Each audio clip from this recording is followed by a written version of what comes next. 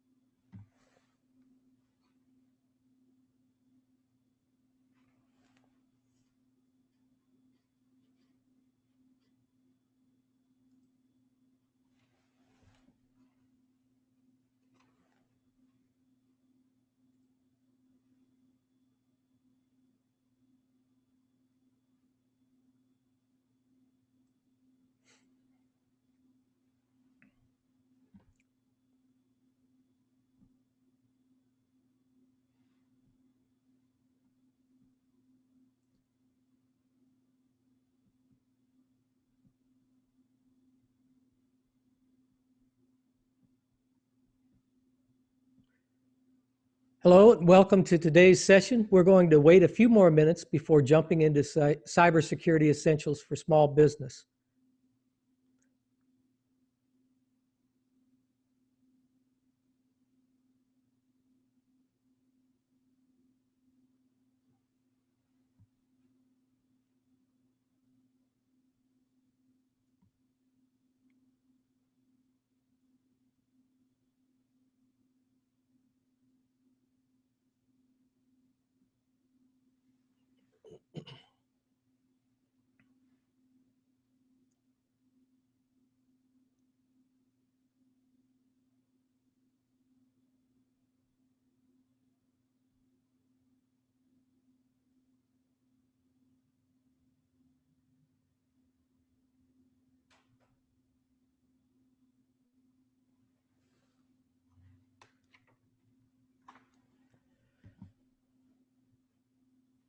We're expecting a large turnout today, so we'll give it 2 more minutes for folks to join.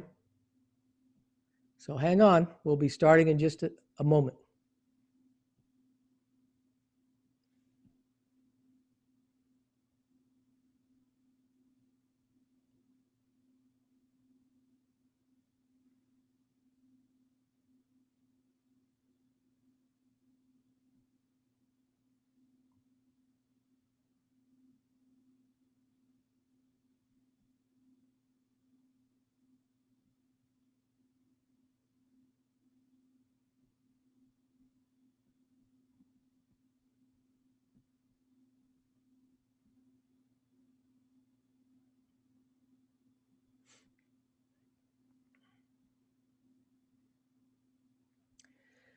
For those of you still joining us, welcome.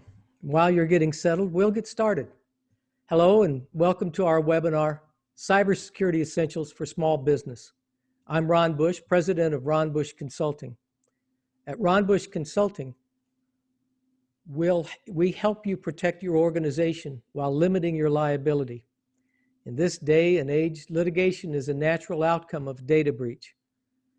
Over the past few years, cyber attacks have been evolving at a rapid pace, and we've seen firsthand how it can disrupt our clients' business operations.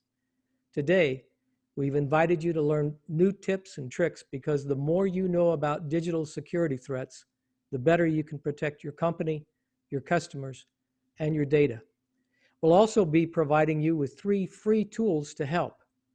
We're joined by Shanna Utgard, Success Manager at Defendify, our strategic cybersecurity partner. I have just a few quick housekeeping items before I hand it over to Shanna. All participants are muted. If you have any questions throughout the course of this presentation, please type them into the Q&A box, and then when we have time at the end of the presentation, we'll address them.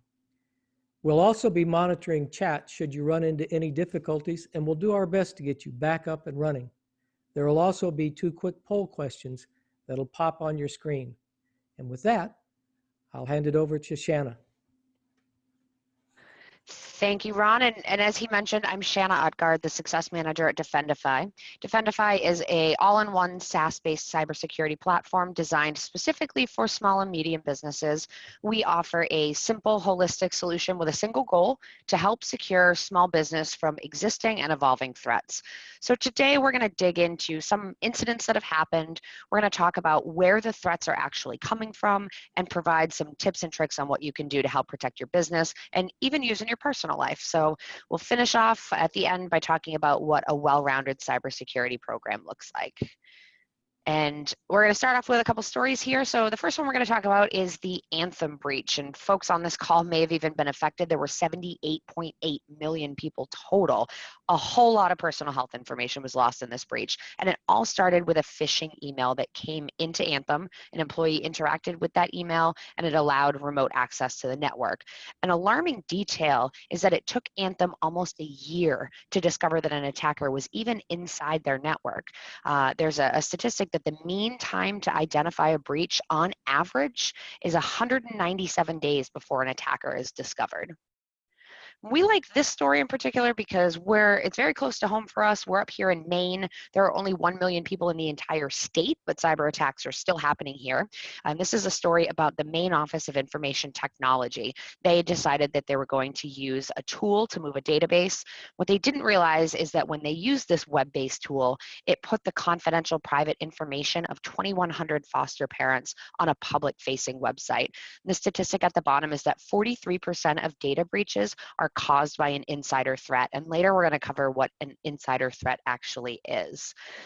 This is an interesting story. It's about MacEwan University. It's a Canadian school up in Alberta. They were doing a lot of construction on the campus. They got an email from their construction company saying, hey, we're changing banks in a few weeks. We want to make sure that future invoices are sent to the right bank. And that communication went on back and forth for weeks between the school finance department and the contracting company.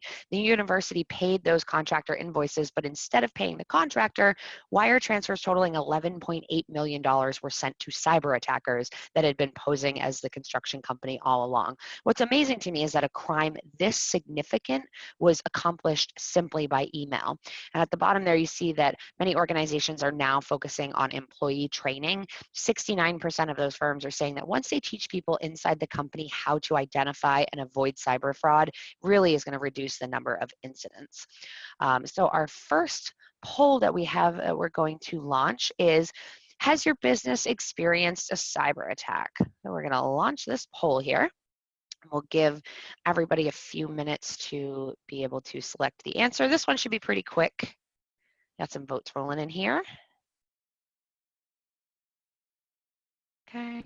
Yeah, most of you have responded. Okay, so I'm going to close this poll down here. So has your business experienced a cyber attack? 63% of you say no. We're going to see if that changes later on in this presentation. So if you're like most people on this call, you probably think that a cyber attack isn't likely to happen to you or hasn't happened to you. Maybe you don't even have any information that an attacker would even want. We hear so much in the news about these large enterprise organizations being victims of cybercrime, but in actual fact, 68% of small businesses have experienced a cyber attack, and 50% of attacks are focused on small to mid-sized companies. And just for a little context there, we use small and medium-sized businesses. The SBA defines that as an organization with 500 employees or less, although I think if you ask any business owner of a 500 employee company, they wouldn't call themselves small or medium. We think it's very interesting to compare protecting a business physically to protecting a business from cyber attacks. We see businesses investing all kinds of money in ways to protect themselves. It's physical protection. They install video cameras, alarm systems. They have door sensors, maybe a card that you need to get into the building. They store all of their valuable inventory in locked rooms.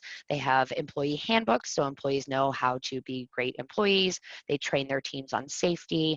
Yet the average loss from a burglary is only about $2,000, while the average loss from a cyber breach is hovering around $120,000 for a small and medium business, and it just works its way up from there.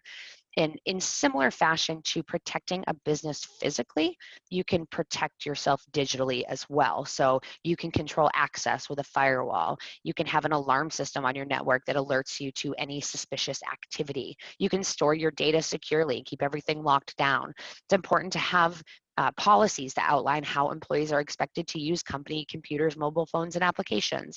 And awareness training is so vital today. You want to make sure that your employees can identify a cyber attack and know what to do if they're receiving one. Yet, most of the organizations that we meet with look like this. They have antivirus on their computers, they have a firewall between the internet connection and the network, and that's really about it. It's nowhere near comprehensive enough to protect the data of small businesses. One of the things that I hear the most in this job is, I have antivirus and firewall. Isn't that enough? There are 4 to 5 new malware samples released every single second. So by the time we are done with this webinar, there will be over 15,000 new pieces of malware that are released. And the way that your regular antivirus works is it compares the known malware samples to what you're trying to open up or do on your computer. If it's a match, the antivirus software will say, oh, that's not good, don't open that. But with the amount of times that these bad actors are changing that malware, it's nearly impossible for antivirus systems to keep up, and it's just not enough nowadays. It's very interesting as well when you start talking to organizations about what kind of data they need to protect. One way to think about this is by asking the question, would I be comfortable posting this information on a public-facing website for everybody to read? Your sales brochures? Yeah, sure, why not? That could be public-facing. You'd want that kind of information out there. If the answer is no, then it's sensitive and it needs to be protective. Every organization has sensitive data. The number one thing that we hear is, well, I don't store credit cards, so I'm okay. But there's a lot more to it. It could be personally identifiable information for your employees, your customers. We work with a company that we were talking to, and they make food products. And we said, and what is one piece of data that you would really want to protect? And they said, our recipes. Nobody could get our recipes, or otherwise they could make the same food that we're making. So you probably have your own company intellectual property or trade secrets, tax documents for employees or in your company, bank information, wire transfer details, vendor agreements, price lists, legal documents, your customer sensitive data. The list just goes on. So you'll want to look at your information and determine what is sensitive and what needs to be protected, and then working towards understanding who has access to it. So when we start to talk about threats, cyber threats come from a variety of different areas. In the top left of our screen, we have our cyber criminals who are causing their crimes to make money. In the top right, we have hacktivists who are causing their attacks because maybe they don't like a particular company or a political party. Anonymous is a great example of hacktivists. In the bottom left-hand corner, we have cyber soldiers from other countries. They may even be state-sponsored, and they are going after the United States, public, private, and government organizations. We're doing the same thing in the other direction in a defensive nature. In the bottom right, we have our insider threats. Insider threats are employees, contractors, ex-employees, or ex-contractors who have or had valid access to the network and data. Their actions could be malicious, but often they just do things in error. A great example of this was that IT person who accidentally shared the confidential information of the main foster parents. Sure, it wasn't intentional, but it can still happen. A great example of this too is becoming an insider threat can be extremely simple. I go to send an email with sensitive information to Ron, and I start typing RON, I hit enter, it auto-populates the wrong Ron, and I just hit send because I'm moving too quickly, and boom, I've just sent confidential information out, and that it could be considered a data breach. When we talk about cyber criminals causing their crimes to make money, this gives you an idea of what the data sells for in the dark web. And the dark web is not a place that you can go to with Google Chrome or Internet Explorer. People have to use Tor browsers to supposedly hide their identity. There's chat rooms and forums, and this is where people go to sell guns and drugs and information, social security numbers. You see that those sell for about $1 each. Financial logins can be anywhere from $20 to $200. A lot of people always say credit card information seems a little bit low, but that's because the credit card companies and banks do a really good job at stopping that fraud while it's in action. Credit cards with fulls info comes with full information. It could be, you know, address, checking account information, mother's maiden name. The more information that goes along with it, the more valuable it is. And medical records continue to top the charts. We see this over and over again because they include a lot of information. You've got both the personally identifiable information as well as health information on an individual, social security numbers. We've seen a lot of things. It could be used for insurance fraud is the first one that usually comes to mind for most people. And we've also seen instances of extortion of a CEO of a company, you know, having an undisclosed medical condition that they don't want to get out. So that is continually the number one thing that these attackers are after and selling on the dark web. So if you store any kind of personal health information, you should definitely be on high alert. There are numerous tactics that these hackers use. We're going to go through a lot of these in depth here, but the most prevalent of all is phishing emails. Over 90% of cyber attacks start with a successful phishing email. So this is where an email comes into an organization. It could be from an employee, an executive, a contractor, a vendor, and it's trying to get the employee to interact with it in some way, shape, or form. Back in the day, phishing emails were more of a shotgun approach. We targeted a large number of people at one time. You may have even received an email once from a Nigerian prince who has millions of dollars to get out of the country. And surprisingly, we still do see this quite often. But now that we're seeing these phishing attacks get much more sophisticated and professional. So they're coming from your bank saying that there's been suspicious activity on your account, or social media saying they've prevented an unauthorized sign-in, or there's a shipment coming to your company or to you specifically. These are all designed to generate or elicit an emotional response. You know, you don't want to be locked out of your bank. You don't want suspicious activity. Somebody tried to log into your account. You're getting a package. So in this situation, if you get an email like this, you want to navigate directly to that website and enter that information. Call your bank and verify if there's suspicious activity that's occurred. Go directly to FedEx and log in. Recently, we have seen a very interesting progression of the phishing emails surrounding the coronavirus pandemic. The very first emails that we saw going out looked like they were coming from the CDC and the World Health Organization, and it was talking about things that you can do to protect yourself or what the symptoms are. Then as it started to spread across the United States, we were seeing emails that there was a Johns Hopkins map that was a coronavirus tracking app. There was an app that was being downloaded, a tracker app that was distributing ransomware and demanding payment.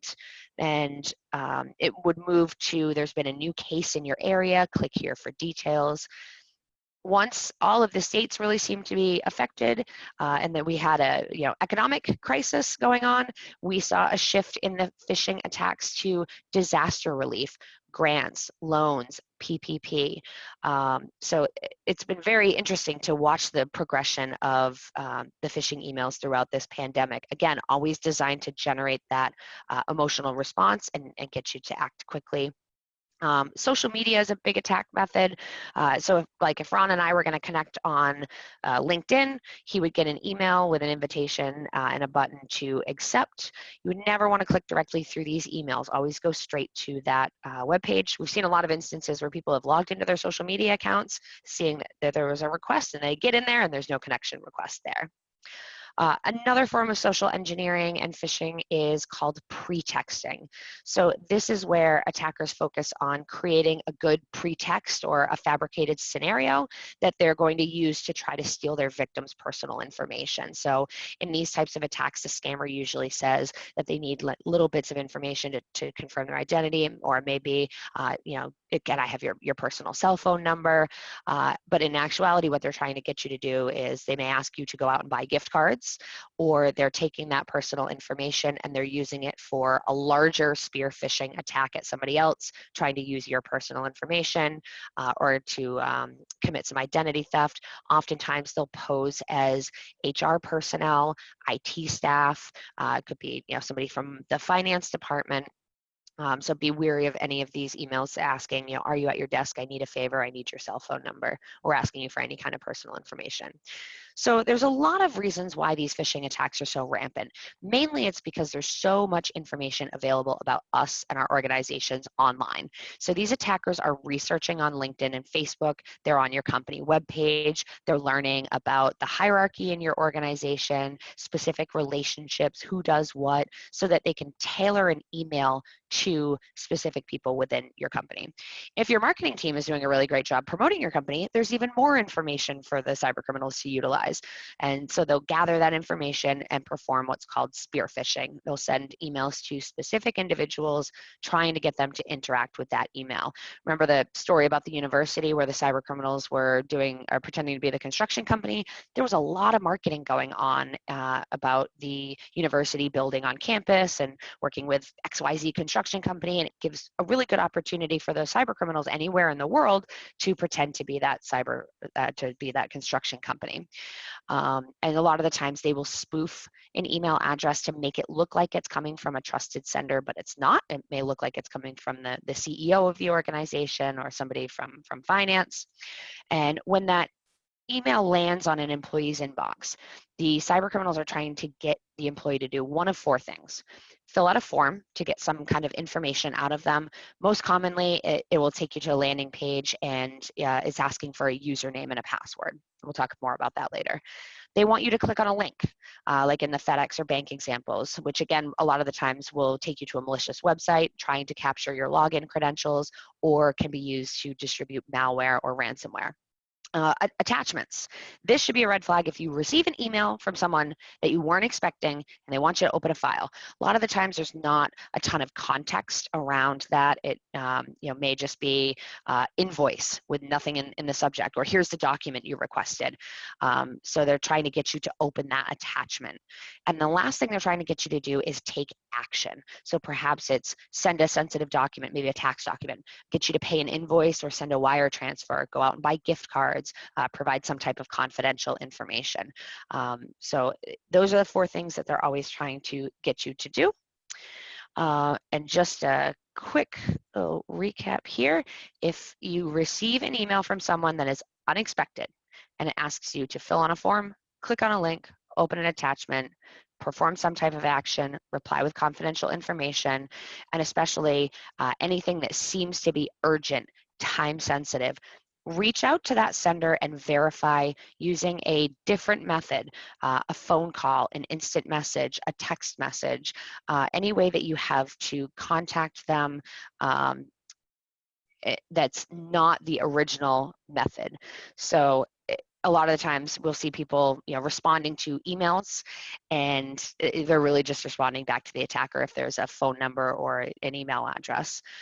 We worked with a CEO at an organization who had clicked on a phishing email. The attackers got her password. They changed all of the rules in her inbox to forward any incoming messages and delete any evidence of correspondence. And they sent several emails to a new employee, brand new employee, eager to please, stating that the CEO was at a trade show, which she was. So they had a big social media announcements, come see us at this booth at this event.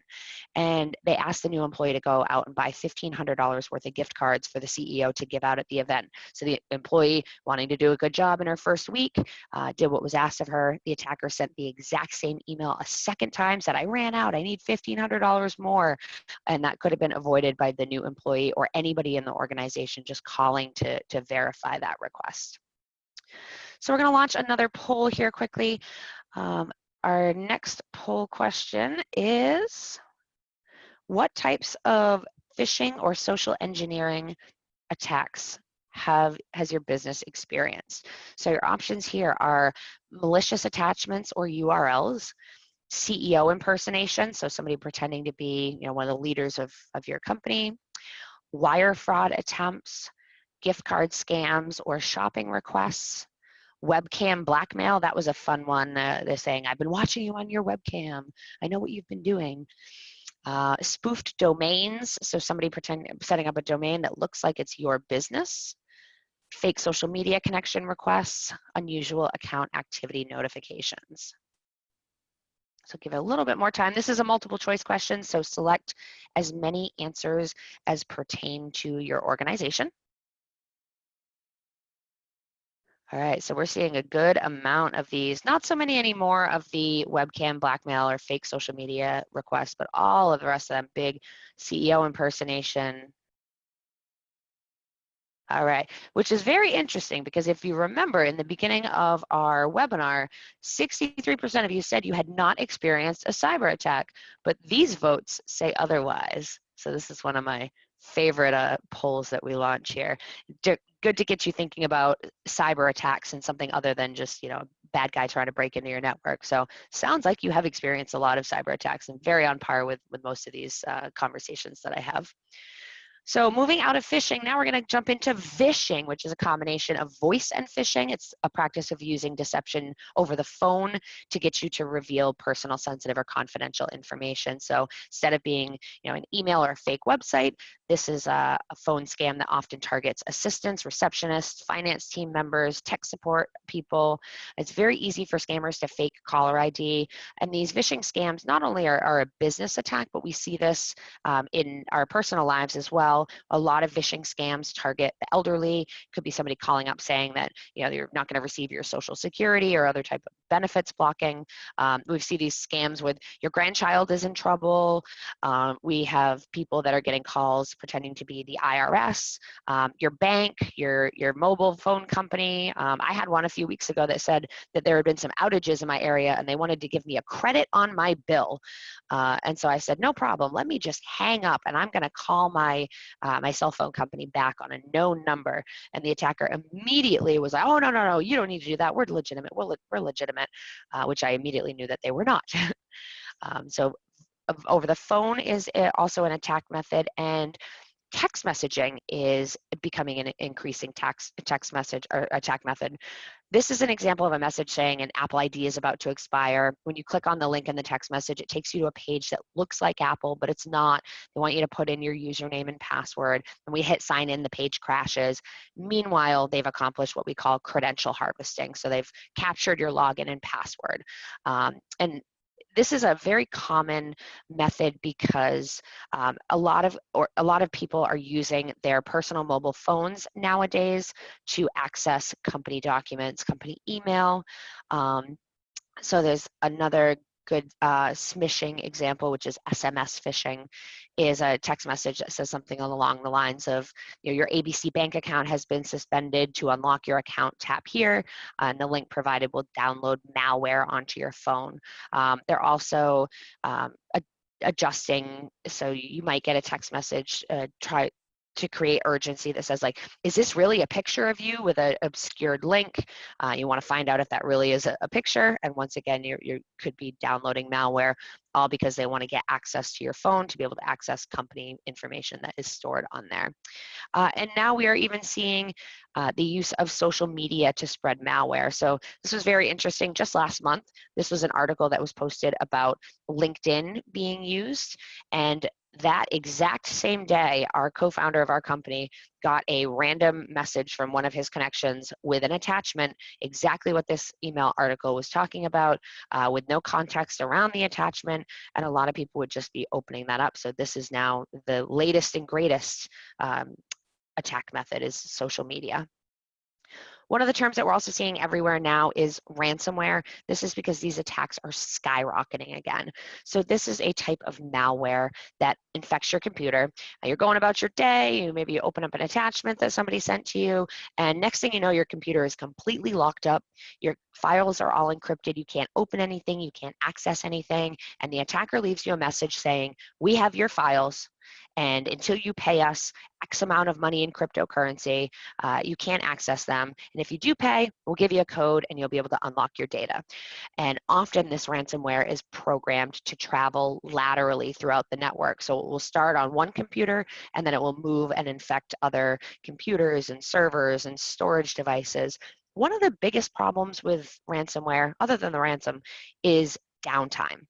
Hopefully your IT team has great backups in place, but even still, wiping the machines back down to bare bones, reinstalling all of the systems and from the backups can take significant time. I saw a statistic that the average time that a company is down because of ransomware is about a week. So imagine not being able to do any business, not being able to access any of your company records, and having to pay your employees in a week to get everything back up and running. And even with good backups, there are often residual or lingering effects of ransomware. Many companies find themselves down for days at a time. The attackers have now started taking information. So if you have personal health information, for example, and you're under HIPAA compliance, the new threat is they've taken that information, and unless you pay the ransom, they're going to release it, and then you are going to have a breach on your hands, and you'll have to go through the whole process of breach notification and remediation because of that disclosure. Some organizations have no choice. They either do not have good backups in place, or there could be something time sensitive, like occasionally we see in the medical field, and they have to pay these criminals and try to get their files back or unlock them. It's not every time that these attackers are going to just give you the code and it works and you get your files back. About 50% of businesses that pay do not get all of their files. They're cyber attackers after all. Plus, obviously, when we keep paying the cyber criminals, we're going to continue to be targets for these types of attacks. We want to avoid that by having the right technologies in place and training our teams not to click on links or open files. You can see at the bottom the estimated costs of ransomware. They just keep skyrocketing. $11.5 billion in 2019. 2020 has been even worse. This is a great national story here about Baltimore. Baltimore had ransomware. They refused to pay the ransom. $18 million later. What's very interesting to me as well about this Baltimore ransomware attack is they actually had 2 different ransomware attacks. And we're seeing attacks on not only government municipalities, we are seeing a huge increase in the number of attacks on U.S. K through 12 public schools, public school districts. This is a heat map from 2016 to the present. These are all of the attacks that have happened on K through 12 public schools. This could be disclosures, breaches, hacks, ransomware attacks, phishing that resulted in the disclosure of data, denial of service attacks. And this is a brief listing of some of the towns and cities that have publicly had ransomware and cyber attacks. Even Augusta, Maine, up here, our tiny little capital, experienced an attack last year. Another huge attack surface is the Internet of Things. So you probably have some Internet of Things devices in your house, whether you have a smart refrigerator that makes grocery lists for you, or Alexa device, or a thermostat. Right now, it's estimated that there's, in 2019, about 26 billion of these IoT devices. That is expected to jump up to over 75 billion devices by 2025. This poses a major security risk. A lot of these devices are not designed to be very secure, and this is just another emerging attack method. We'll talk about everybody's favorite topic here, password health. These were the most common passwords of 2019. Number 1 being 1234556. Guessing we had to get into some complexity requirements and people needed longer passwords, so we added the 789 for password number 2. A lot of number recycling here, QWERTY going right across the keyboard, things that are pretty easy to remember. This is a problem because passwords are very easily cracked. Researchers wanted to see how easily, and as you can see in this chart, even with a good complexity of numbers, upper and lower case letters and symbols, a 5-character password here can be cracked in 10 seconds. But you see, if you go down to 15 characters, a mixture of characters will take 2 trillion years with a T. So with passwords, where everything is headed is length.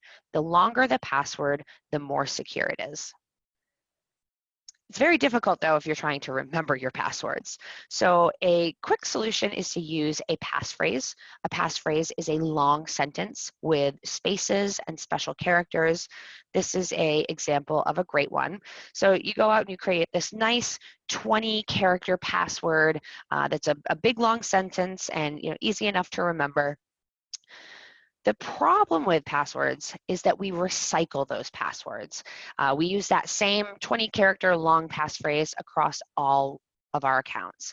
It is extremely important to create a unique individual password for all of your online accounts. 73% of online accounts are guarded by duplicate passwords.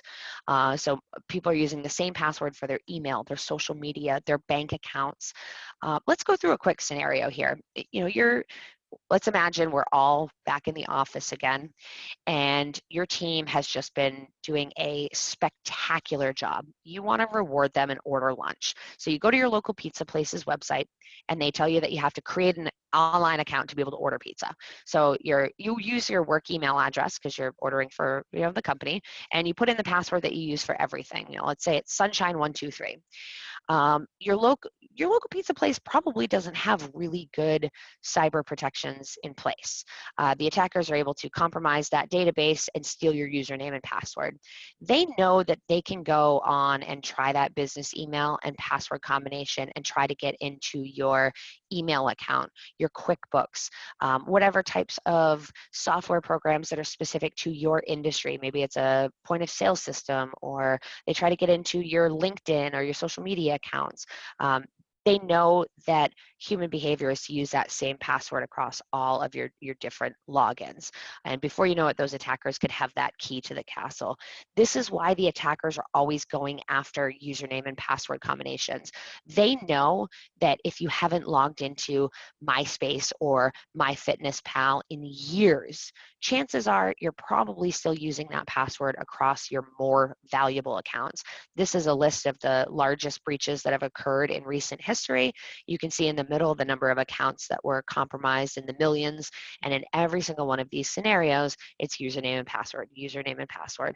And then they, in turn, after they're done using that, they will put those passwords available. They'll sell them or trade them on the dark web for anybody else to be able to use as well.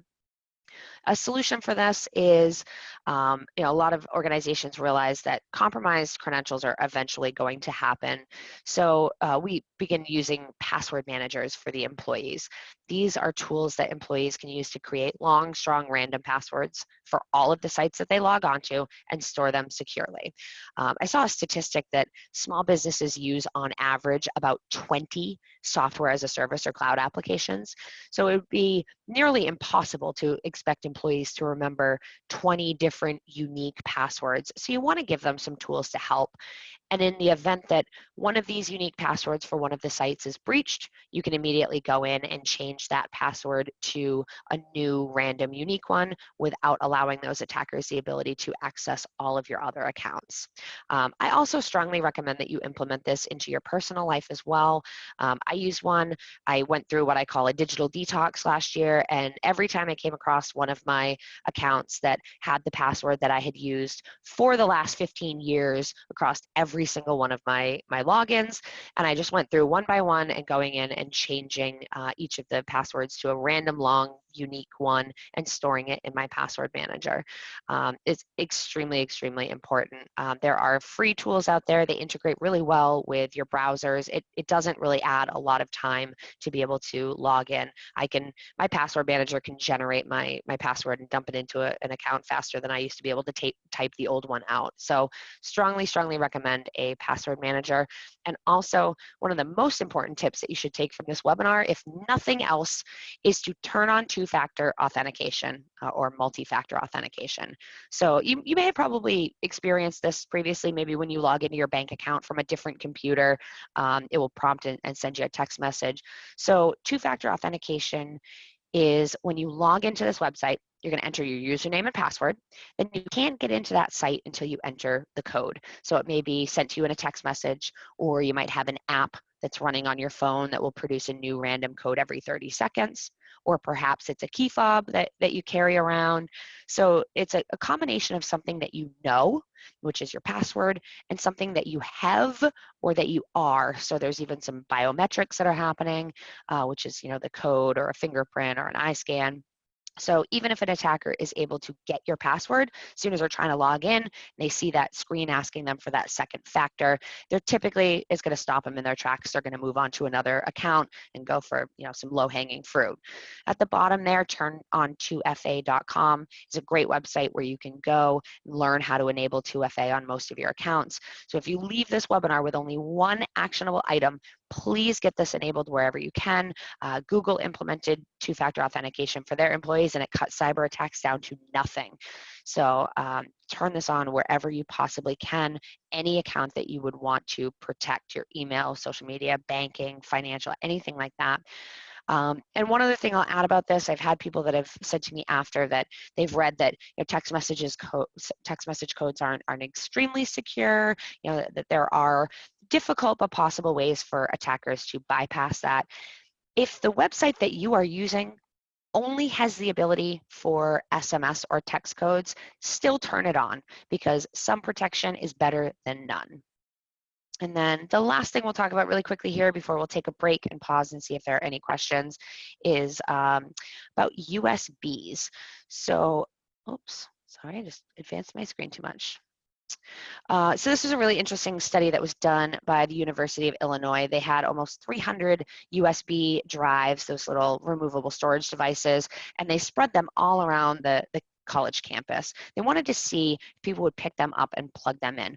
Almost half of them were, some within minutes of being dropped on the ground. People were really curious what was on them. This is dangerous for a few different reasons. The first is that USB drive could have malware on it. So you're plugging it into your computer, you have no idea what's on there, and it could infect your computer. Another element of USB drives is if you allow them in your company, you run a higher risk of the insider threat.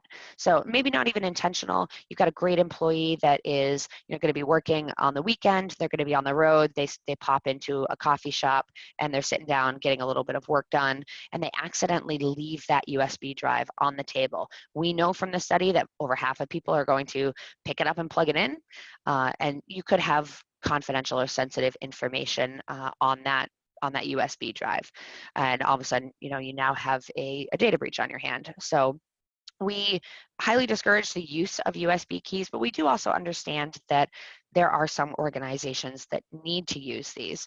If you find yourself in that scenario, there are encrypted drives that you can get that will reduce that risk. Okay, so we're going to pause really quickly here. I'm going to grab a quick sip of water, but if you have any questions so far about what we've talked about with some of the threats and where they're coming from, you can go ahead and either throw them into the chat box or the question and answer box. And I'm just going to pause really quickly. Ron, you have anything you want to add at this point? Well, while you're grabbing that drink of water, I might just expound on the Urbana-Champaign campus study. That's an old trick that hackers have used for really a couple of decades, going back to the floppy drives. They used to, bank examiners as well have used it. I remember taking a cyber forensics class, and believe it or not, a banker was there, and he said that it was a common occurrence before a bank examiner would come around, drop initially floppy disk, later a CD, and later on the USB. And what that would do in the case of a bank exam, of course, that would bring up a blue screen that says basically you're busted, and of course the bank president or whoever, HR, whoever the person might be, would come across. Either that employee would be disciplined or let go, depending on how hard they had trained them in the past to not do that. Of course, if it was a hacker, well, they wouldn't know that there was a virus on there. They wouldn't know it was something they wouldn't have that they shouldn't have done, because it would install some sort of virus, a rootkit, something that now would spread to the rest of the bank. It's an old trick. Hackers drop them in shopping centers, strip malls, whatever the case might be, office complexes. It's an easy way to get into to company data. And if you're in an office complex, even better, you can get into a number of offices, a number of companies. So I appreciate all that's going on. Shanna, I'll give it right back to you. So I feel like most of the people that are attending this, you're probably going, woo, that's a lot of information. So now what? Where do we go from here? We've shared some of those tips and tricks and stories.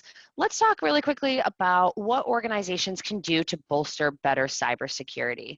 The first thing that we want you to think about is the way that you look at cybersecurity. Cybersecurity is no longer a nice to have, it is becoming a must have. And it's not a project. It's not something that you do once and then you're protected, you get to walk away. It's a posture that everyone in the organization has to take. You know, you can have one or two phenomenal IT people in your group, you can have Ron on your side, and everybody takes cybersecurity seriously, but all it takes is one employee who doesn't that puts you at risk. So the entire company from top to bottom has to have this attitude or posture in regards to cybersecurity. And you need more than one layer. Most people immediately think of technology as a solution for, you know, cybersecurity. And while you do need to have technology elements in place that go beyond traditional antivirus and firewalls, you also need to have a culture where everybody understands how to be a good cyber defender. You need a layer of policies, procedures, and plans so that you know what to do in the event of an incident. There's no technology silver bullet for cybersecurity. I wish there was, but unfortunately there's not. And there's no one size fits all approach. So if your organization wants to go through a step-by-step process to start improving your cybersecurity posture, we recommend starting with an assessment that goes through different cybersecurity controls. You can imagine them like a checklist, and it will show you where you stand. So it'll give you a grade. You'll know immediately, you know, kind of roughly where you stand, and then you'll know exactly where you have any weaknesses, where your strengths are. It's a great place to begin, and then you can begin looking at, you know, your business, your needs, your budget, and go through and prioritize, you know, which of those recommendations you know, need to be addressed first. Another great way to start is with some technical scanning tools, one key tool being a vulnerability scanner. So that is run against the outside of the network and also on the inside of the network. Ron and I just did a great podcast this past week where we talked a lot about vulnerability scanning and patching and some, you know, good analogies about, you know, security guards and exactly what these scanning tools do. So definitely recommend checking that out to learn a little bit more about that. But, you know, computers that haven't been updated or patched, firewall ports that are exposed to the internet, cyber criminals are looking for these types of things as a way to cause their crimes. So you can run scanning tools that will let you know and ensure that all of your devices are up to date, all of your vulnerabilities are patched. It's a very important part of a cybersecurity program. And then you can even take that one step further. A lot of companies ask us, would a bad guy even be able to get into my network? Like, could somebody actually hack me? So we like to perform what we call ethical hacking tests. They're also known as penetration tests. And this is when one of our certified white hat ethical hackers, we call them good guys doing bad things, they'll actually attempt to break into your network just like bad actors would do. And they'll provide back a report that tells you what they were able to accomplish, you know, details about how they were able to get in, all the screenshots along the way, if they're able to extract any information back out, give you a risk rating, and then some recommendations on how to prevent a break-in in the future. We've seen all kinds of crazy things, you know, tests where companies had their security cameras wide open to the internet. Anybody could see all their camera footage, and our ethical hackers were able to help them see that. We also mentioned that cyber criminals are stealing usernames and passwords. They're reselling them on the dark web. We highly recommend running a dark web scan on your employees' email addresses and passwords. Majority of the companies that we run this scan for will have employee credentials available on the dark web. It can be a little alarming seeing your clear text password coming back that we found, you know, out in the wild. So the initial report will give you any, you know, past exposures, and then, you know, you're able to go in and change all of those passwords, any place that you're using, any instance of that, and then also be alerted if any new credential breaches occur, so you can go in and change those passwords immediately before, you know, an attacker would be able to gain any access to your network, and help prevent some of that password recycling. Another scanning tool is website scanning. So a lot of companies put up their public-facing marketing website, they hire a web developer, and then once it's up and running, they never look at it again. A website can be an attack method. You can have malware injections, spam, it could redirect to another page, there can be vulnerabilities. Your site can also get blacklisted by the search engines, and then nobody's able to find your business anymore. You should also be checking to see if TLS is in place, or if you're getting that, if your customers are getting the not secure browser when they come to your web page. All of these things are really important because your website's public facing. And this is the first place that people go when they want to do business with you. There's a lot of your reputation that is tied to your website. We actually worked with an attorney whose About Us page was redirecting to a casino gambling website, and he was like, this is probably why I haven't been getting any referrals lately. Like, exactly why. So you can run some scanning tools against that to look for those types of things. Another important part of a well-rounded cybersecurity program are clear policies and plans. These are extremely important. The first one we recommend is an information technology and data use policy, which explains how employees are expected to use company computers, applications, mobile phones, devices. It sets the rules for employees regarding technology usage. There's a spot for them to be able to sign off. A lot of smaller companies nowadays only have a paragraph or two in their employee handbook about technology and data.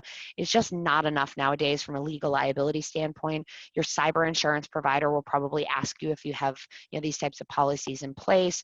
If you do business with any large enterprise organizations, if they haven't already, they're going to be asking you about the types of policies that you have, the user training and testing that you're doing, and you'll want to make sure that you have a very clear, acceptable use policy for technology.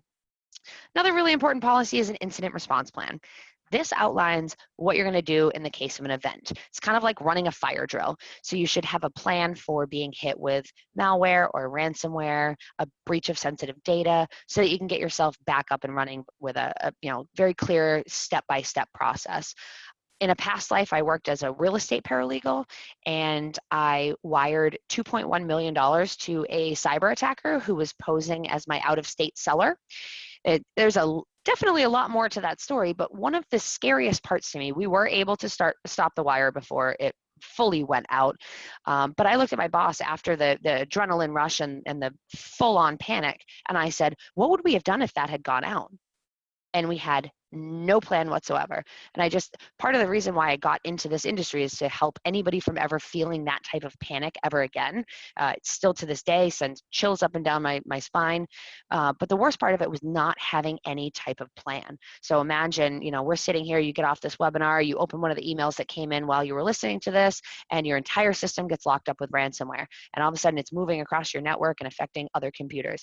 The quicker you're able to respond to one of those types of incidents, the less downtime you're going to have, the less remediation, the more money you're going to save, the less headaches you're going to have. So it's really important to have that in place before any incident happens. You don't want to run your first fire drill in the middle of a fire. We mentioned building a culture of cyber defenders in your organization. Companies nowadays are really taking training very seriously. I feel like the days of once-a-year cybersecurity training are almost over. Once-a-year training is very easily forgotten. Ongoing micro-learning bursts reinforce the awareness message. They help to build that human firewall. Your employees are either going to be, your greatest strength or your biggest weakness. Employees now have to learn how to identify cybersecurity threats and phishing emails. Cybersecurity is no longer just IT's job, so you really need to continuously educate your employees about the way that cyber attacks are changing, the new attack methods that are out there. We use little ongoing micro-learning 3-minute video bursts every month. You should also be receiving threat alerts. These are notifications about cyber-related topics. It could be vulnerabilities that are discovered and updates that need to be applied, phishing scams, new ransomware strains. You can see on my screen, this was back in April. We had a lot of threat alerts that were pertaining to coronavirus because all of the attacks were changing and evolving based on what was happening in the world. We are continuously one step behind these cyber attackers, so it is extremely important to stay up on the different types of threats and the way that those tactics are changing. You can also provide phishing training to your employees, and this is where emails are sent out monthly. Fake email comes to all of the people in your company. If the employees interact with this email, they click on a link or open an attachment, they enter their credentials, it's going to redirect them to a spot training module that says, oops, this wasn't a real attack, but it could have been, and then it will show them what they could have done differently, how they could have recognized that this was a phishing email. There's an example here on the screen that looks like an Adobe password reset email, and then you'll see like how many employees clicked, and then it takes them all right to that on the spot point of failure training. And then there are several other technology solutions that you can have in place depending on your business needs. As we mentioned earlier, a password manager is a great tool. There are plenty of free ones out there. We can give you some recommendations there. Enabling two-factor authentication. Most important thing you can take out of this, I'm a big 2FA fan. If your company uses mobile devices, if you provide those for your employees, you should protect those as well. There are typically a lot of pieces of sensitive company data on them. They can be very easy to lose or steal. So there's mobile device management. You can have network monitoring that will alert you to any suspicious activity on your network. But as I mentioned earlier, technology is extremely important, but technology alone is not the answer. We have a few free resources that we're going to jump into for you now. I realize that a lot of people have probably been remote for a few months now. If you were able to make that digital transition, we do have a remote workforce cybersecurity checklist that we put together. So if that is something that you are interested in receiving, just to help either your internal IT staff or anybody in your organization make sure that you have made that remote transition securely, please feel free to contact Ron. He can get a copy of that for you. We also have a document with some cybersecurity resources, so some more tips and frequently asked questions. So if you attended the webinar today, we can get a copy of this cybersecurity resources page out to you. We have what we like to consider the first all-in-one cybersecurity platform. It is completely web-based, so you log in right from a web browser. It's got a nice dashboard that shows you immediately where you stand. You've got all of your tools right in one toolbox, and you've got a really great support system with Ron and all of the IT consulting work that he does. And the most exciting part, Ron, I'm going to turn it over to you for your fun special announcement. Yes, anyone that's listening to this or watching this, I hope, please contact me. There's obviously a way to do that has come through the invitation. If you've had the invitation shared to you from someone else, my email is there, ron@ronbushconsulting.com. Welcome to call me, 219-617-2651. I would love to discuss further with you the Essentials package that is free with all the other tools. I think I know I share Shanna's, I guess, not infatuation, but her concern with the multi-factor authentication or two-factor authentication. But the phishing simulation is I think the most important thing you can do, because you're training your employees through all of that. But you see the Essentials package, cybersecurity health checkup, we can do that together. The network vulnerability scanner, that's worth, it's almost unimaginable for me to put a price on that because of the value of that. The threat alert system, again, it isn't that the press doesn't report it, it isn't that there's a concerted effort to know what is going on. This gets twice, 3 times a week, gets the alerts to you that is happening real time so that you can be aware of what those trends are. And these 3 things in the Essentials package, they're free. Contact me and we'll get you started on that. And I can't wait to make that happen for you, because I know you'll be safer and I know you'll be happier and more secure as a result of it. And especially if your business has gone through any type of digital transformation over the last few months, the network vulnerability scanning is especially important. If your internal IT or your IT provider has helped you transition to remote working, chances are they put some type of connection back to your corporate network. Maybe it was a VPN. When they do that, they have to make some configuration changes in your firewall to allow that connection back into your network. Running an external network vulnerability scan is extremely important because it's possible they could have inadvertently opened up some other holes, making configuration changes. You always want to run these types of scanning tools. So if you have made a recent digital transformation, you've gone to working remotely, please contact Ron to get set up with a free Defendify Essentials platform. You'll get all 3 of these modules.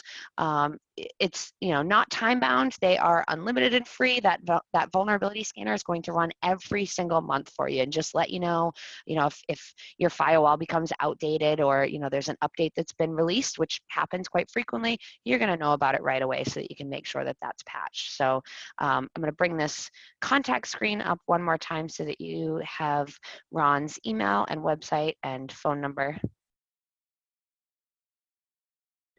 And we got just a few more minutes here. We'll open it up to questions. I haven't seen anything come through from the chat or the Q&A. Just want to make sure you're all still awake with us. Mm-hmm. I did see one thing in the chat about the LinkedIn emails. A lot of that last breach that happened with LinkedIn did not get out. So I appreciate you touching on that. I think that all our attendees will have valued from this today. I hope that if you've missed this or any part of this, you want to view it again, it'll be attached to my website, ronbushconsulting.com. Please check it out there, review it. And of course, if you have any questions at all, contact me and I'll be glad to help in any way I can. All right, well, I think with that, Ron, we will wrap it up. Thank you, everybody, for attending. Any questions, please email Ron. He'd be happy to get you set up with those 3 free tools. And with that, we'll say everybody have a great rest of your afternoon. And until next time. Thank you. Thank you.